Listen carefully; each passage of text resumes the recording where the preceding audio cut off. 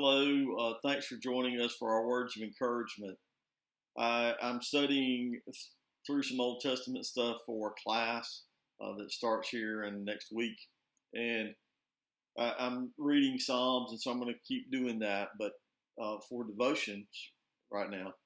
But one of the things that hit me when I was doing it is how important it is that we understand that many times their prayers are written as statements of praise that we might hear the words of the psalmist, that we might understand what God is doing.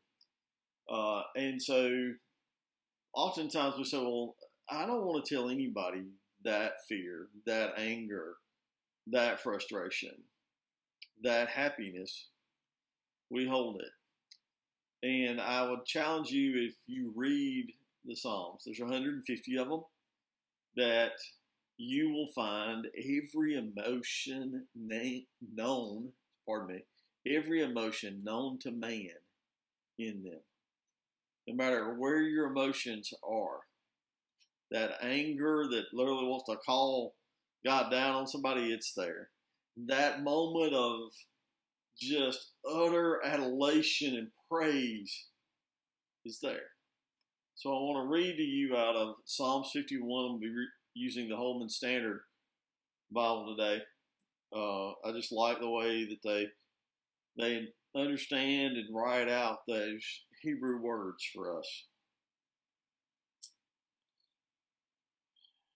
It says, "Be gracious to me, God, according to your faithful love, according to your abundant compassion." It says, "Blot out my rebellion, wash away my guilt, cleanse me from my sins, for I am conscious of my rebellion. My sin is always before me. Against you and you alone have I sinned and done this evil in your sight." So you are right when you pass sentence. You are blameless when you judge. You can hear the angst in David's heart as he writes this. This psalm is written after Nathan confronts him about his sin of Bathsheba. And so you hear this peace just coming out of him. Sometimes that angst is in us. Sometimes it's excitement on something else, but just for you to see the example. And it goes on down to verse 6 and says, "Surely you desire integrity in my inner self, and you teach me wisdom deep within. Purify me with hyssop, and I will be clean. Wash me, and I will be whiter than snow. Let me hear joy and gladness. Let the bones you have crushed rejoice."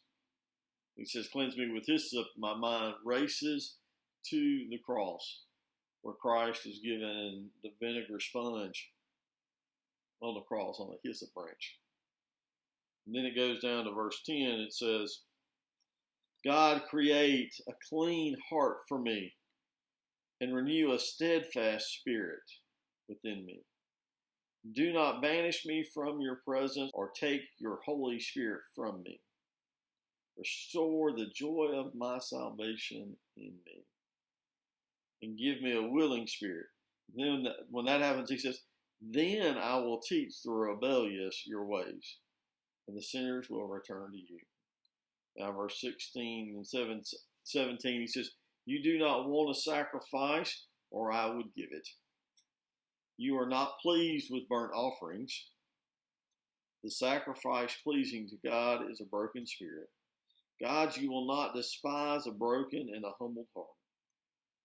You in your pleasure cause Zion, or the kingdom, to prosper.